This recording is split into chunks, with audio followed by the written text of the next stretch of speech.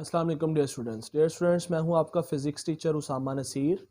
और आज हम चैप्टर नंबर 2 का एक बहुत ही इम्पोर्टेंट टॉपिक करने जा रहे हैं, जो कि है डिस्टेंस टाइम ग्राफ।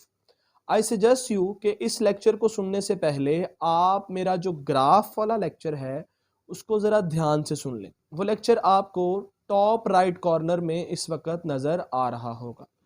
तो डियर स्टूडेंट्स, हमारा जो टॉपिक है डिस्टेंस टाइम ग्राफ, इसमें आपने याद रखना है जब भी आप किसी ग्राफ को पढ़ते हैं तो उसका जो वाई एक्सिस का वेरिएबल होता है उसको हम पहले लिख देते हैं और जो एक्स एक्सिस का वेरिएबल होता है उसको बाद में लिखते हैं। जैसे कि डिस्टेंस टाइम ग्राफ मतलब क्या कि डिस्टेंस कहाँ पे आएगा, वाई एक्सिस पे, और टाइम कहाँ पे आएगा, एक्स एक्सिस पे। अब डिस्टेंस टाइम ग्राफ में हमारे पास सबसे पहला जो ग्राफ है वो है when body is at rest. जब कोई भी बॉडी रेस्ट में पड़ी होगी तो उसका ग्राफ किस तरह से बनेगा। तो डियर स्टूडेंट्स, हमारे पास ये एक्स एक्सिस और वाई एक्सिस आ गए। वाई एक्सिस पे हमने क्या ले लिया जी, डिस्टेंस। एक्स एक्सिस पे हमने क्या ले लिया जी, टाइम। अब डियर स्टूडेंट्स, जब हमने बॉडी एट रेस्ट का ग्राफ देखना है, अब जब इसका डिस्टेंस फिक्स हो गया यानी वाई एक्सिस पे ना तो ये अबव साइड पे मूव करेगा ना ये डाउन साइड पे मूव करेगा, लेकिन टाइम इसका हॉरिजॉन्टल एक्सिस में क्या करेगा, हमेशा चलता जाएगा, जो हमें ये बता रहा है कि डिस्टेंस कवर नहीं हो रहा जबकि टाइम गुजरता जा रहा है। तो एक ऐसी लाइन आती है जो क्या होती है, parallel to the x axis. और ये किसका ग्राफ है, distance time graph when object is at rest. किस तरह की लाइन बनती है, वाई एक्सिस पे कोई चेंज नहीं आता क्योंकि डिस्टेंस कवर नहीं हो रहा, जबकि एक्स एक्सिस में टाइम गुजरता जा रहा है, इसलिए एक सीधी लाइन हमारे पास आ जाएगी। अब डियर स्टूडेंट्स, दूसरा ग्राफ है हमारे पास कांस्टेंट स्पीड का। कांस्टेंट स्पीड का ग्राफ बड़ा इंटरेस्टिंग है, जरा गौर से देखिएगा। वाई एक्सिस पे क्या आ जाएगा हमारे पास, डिस्टेंस। एक्स एक्सिस पे क्या आ जाएगा हमारे पास, टाइम।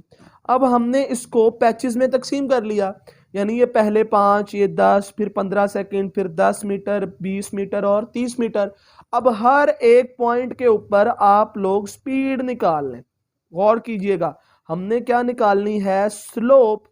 और डिस्टेंस टाइम ग्राफ की स्लोप किसके इक्वल आती है, स्पीड के इक्वल आती है। तो अब यहां पे आप सबसे पहले देखें जी, y is equals to distance की वैल्यू कितनी है, 10। एक्स एक्सिस पे टाइम की वैल्यू कितनी है, 5। और हम जानते हैं स्लोप होती है y बाय एक्स। तो y बाय एक्स क्या है, डिस्टेंस बाय टाइम। और डिस्टेंस बाय टाइम किस इक्वल होता है, स्पीड के। तो जब हम यहाँ पे स्पीड कैलकुलेट करेंगे तो हमारे पास क्या आ जाएगी जी, 2 मीटर पर सेकेंड। अब इसी तरह से जब हम इस पॉइंट पे निकालेंगे स्पीड की वैल्यू तो वो हमारे पास क्या आ जाएगी जी, 20 divided by 10 which is equals to also 2 metre per second. यानी हर एक इंटरवल पे जब आप स्पीड को कैलकुलेट करेंगे तो after equal interval of time हमारे पास स्पीड की वैल्यू क्या आती जा रही है, कांस्टेंट। कांस्टेंट स्पीड का जो ग्राफ बनता है वो इंक्लाइंड टू द ओरिजिन होता है, इंक्लाइंड स्लो लाइन आती है। यानी जब हम अपना ग्राफ बनाते हैं डिस्टेंस टाइम ग्राफ का और उसमें कांस्टेंट स्पीड का जो ग्राफ आता है वो इंक्लाइंड लाइन होती है at the x axis. Last graph है जी हमारे पास वेरिएबल स्पीड का। तो वेरिएबल स्पीड का ग्राफ बड़ा इंटरेस्टिंग है। ये हमारे पास एक ग्राफ आ गया, यहाँ पे वाई एक्सिस आ गए जी, यहाँ पे हमारे पास एक्स एक्सिस आ गए। एक्स एक्सिस पे हम क्या ले लेते हैं, टाइम। वाई एक्सिस पे हम क्या ले लेते हैं, डिस्टेंस। अब बेटा यहाँ पे आप लोग दो पॉइंट्स बना लें। आप कहें जी यहाँ पे जो स्पीड है वो 10 है, यहाँ पे जो स्पीड है वो कितनी है, 20। यहाँ पे टाइम कितना है हमारे पास 5 और यहाँ पे टाइम कितना है हमारे पास 10 जी। तो डियर स्टूडेंट्स, अब हम जब इसको कैलकुलेट करेंगे तो आप देखें पहले 5 सेकंड में हमारे पास डिस्टेंस कितना कवर हो रहा है, 12 मीटर। तो हम लिखेंगे जी 12 divided by 5 equals to speed, जो कि एक हमारे पास स्पीड की वैल्यू आ जाएगी समथिंग इन फ्रैक्शन। अब जब हम 10 सेकंड की बात करते हैं तो यहाँ पे हमारे पास क्या आ जाएगा, 20 divided by 10 is equals to 2 metre per second.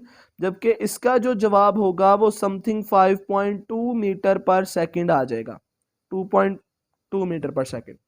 अब बेटा जरा गौर से देखिएगा कि यहाँ पे हमारे पास जो स्पीड है दूसरे पैच के ऊपर वो 2 मीटर पर सेकंड आ रही है, और फर्स्ट पैच के ऊपर कितनी आ रही है जी हमारे पास 2.2 मीटर पर सेकंड। यानी हर इक्वल इंटरवल ऑफ टाइम के बाद स्पीड हमारे पास कांस्टेंट नहीं रह रही, इसलिए हम कहते हैं कि ये ग्राफ किसका है, वेरिएबल स्पीड का ग्राफ।